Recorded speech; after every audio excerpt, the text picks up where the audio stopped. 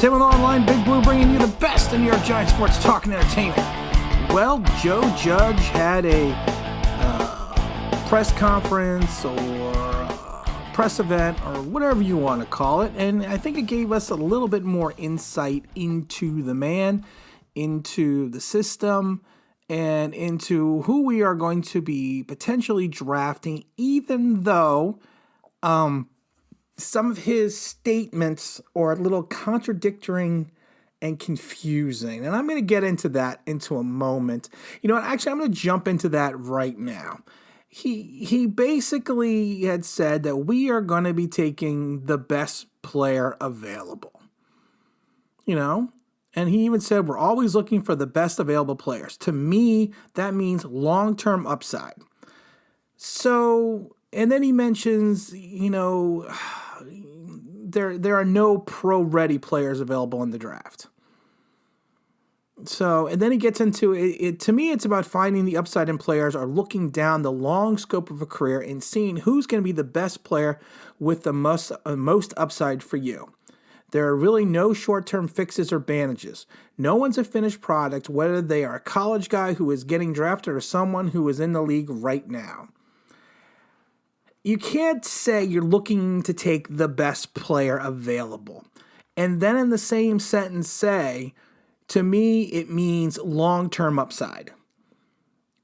Because if you're thinking in that direction, I'm thinking that you're going to go offensive line. Because if we're going to go by the best player available, it's probably going to be Isaiah Simmons. And he will be the most pro-ready. He will be the most player with the most upside and potential that could immediately make an impact into your lineup. So you can't tell me you're looking for the best. You can't say to me, we're always looking for the best player available, but then in the same sentence say, well, but to me that means long-term upside. That doesn't make sense. And then to get into it, there's no short-term fix or advantage. You know, no one's a finished product, whether they are a college guy who's getting drafted or someone who's in the league right now. What the hell does that mean? There are a lot of finished products in the NFL. There are a lot of players that are finished products, Joe. And you concern me a little bit. Yes, I understand you are taking the long road. You are taking the big picture idea, which is great, which is fantastic. But you know what? With them expanding the playoffs, you know, we need to start trying to win some games. And that's, you know, and for a guy that's a first-year head coach and a guy that was only a special teams coach, I think you would be more interested in finding players. In other words, to me, it seems like he's looking for players that are going to fit his system. You know, so the player that fits his system may not be the most talented player. It may not be the player that has the most potential at that position, but it's going to be the player that he's going to take the long view of and turn that player into what we need them to be, what the Giants need that player to be. So again, you know, like I said, it's just a weird statement. Again, you read it again all at once. We're always looking for the best player available. To me, that means long-term upside. If you're thinking we're taking someone who's pro-ready, what all these rookies find out on their find out the second they step into the building, none of them is pro-ready. Of course not. None of them is pro-ready. Of course not. But there's a thing that you can say they're the most pro-ready. There are plenty of rookies that come in and start in week one and are freaking awesome. And there's others that suck. For every Saquon Barkley, you have a DeAndre Baker. You know, but it's, I don't know. You can't sit there and say you're going to take the best player available, but then say, well, that means it's a long-term upside, because you could take a tackle who may not have the biggest upside right now because of the fact that they need to learn the system and everything else, and they may progress into a pro-ready, all-pro player. And that's what kind of concerns me and bewilders me a little bit. And again, this is, you got to love his confidence. You have to love that. So, and then one thing, was interesting. He was saying that the one thing he learned with the Patriots was to evaluate players based on future projections instead of past performances. And then he says the biggest part of the draft is evaluating the players not for what they've done in the past, but for what they can do in the future, which is kind of a no-duh statement.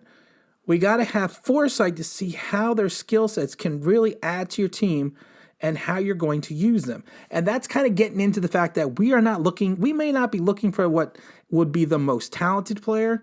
That statement right there says I'll read that statement again. We got to have foresight to see how their skill sets can really add to your team and how you're going to use them. Which is basically saying we are looking for players that are going to fit our system. And they may not be the most talented players, compared, like I said, I'm not saying I'm not saying that Isaiah Simmons is more talented than Andrew Thomas. I'm not saying that. But I think Isaiah Simmons is more talented than some of the other offensive lineman names that are being thrown around. So it's just interesting to me that you talk about looking for the best player available, but then you say the best player available may not. You basically are saying the best player available may not be the most talented because we're looking for someone that's going to fit into our system. So I hope for Joe's sakes, that he has the best system and the best idea in place. I really do. And then, another statement he got me is, to me, it's important not to talk to someone at the program, but talk to someone you trust at that program that's really going to tell you the inside of what that player is like as a person, as a teammate, and as a player on a daily basis. That's a great statement because that's a good insight into trying to evaluate players from the draft, from college. But then it's like, I don't know. I'm not sitting here trying to tell you I'm bashing Joe. I'm not. But for a first-year coach, for him to come in and say things like that, and it's the best. I love it because it's the best player available with long-term upside. It doesn't really mean you're really targeting a specific best player available. That's what I'm saying. You're targeting a player that's going to fit into the system. And that, in some ways, gets you in trouble. I mean, because a lot of times you try to pick someone that just fits into your system, you're passing up talent. So, I mean, it's just, and then he had a comment on positional value.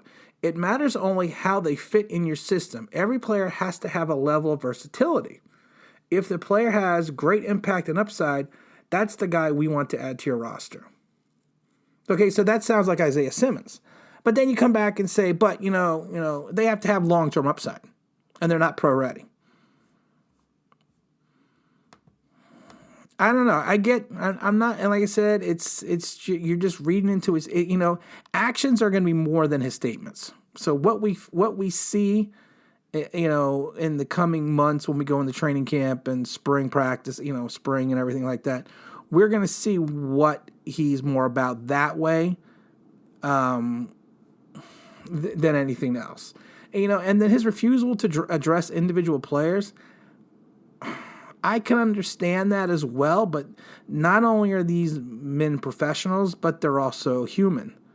So, I mean, yeah, it wasn't, and I guarantee you some of the other YouTube channels will be like, oh, it's the greatest press conference ever, and he knows what he's talking about, he's on the ball. No, it's not that. I'm not saying that he's not, but you got to sit down and actually listen to what he's saying.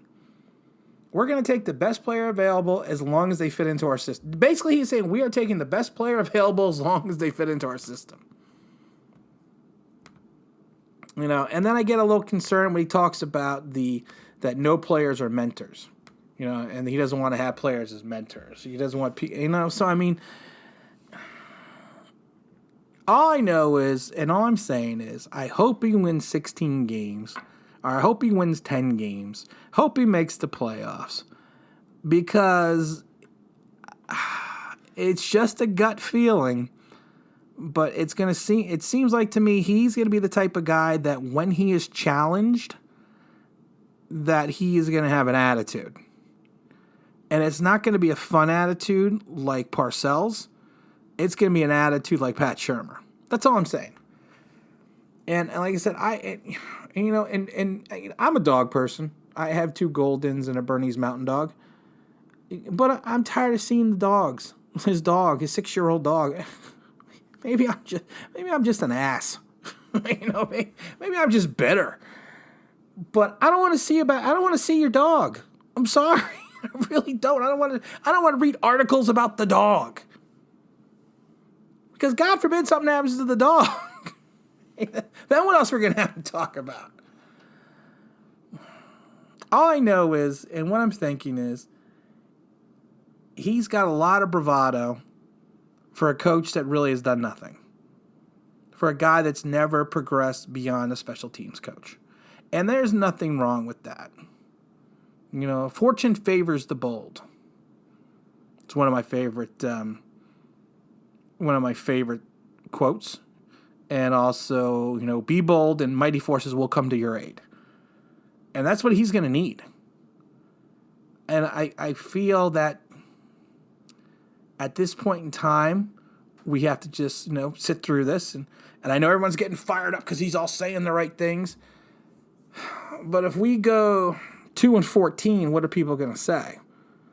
And people aren't going to remember these as watershed moments. They're just going to remember these as, well, this is just what Joe's talking about. So, like I said, for Joe's sake, for the team's sake, for the Giants' sake, I hope he pulls it together. And I hope he checks his bravado a little bit. And we kind of will see what goes from there. And again, this is Tim with Online Big Blue, bringing you the best in New York Giants sports talk and entertainment. And as always, thanks for listening.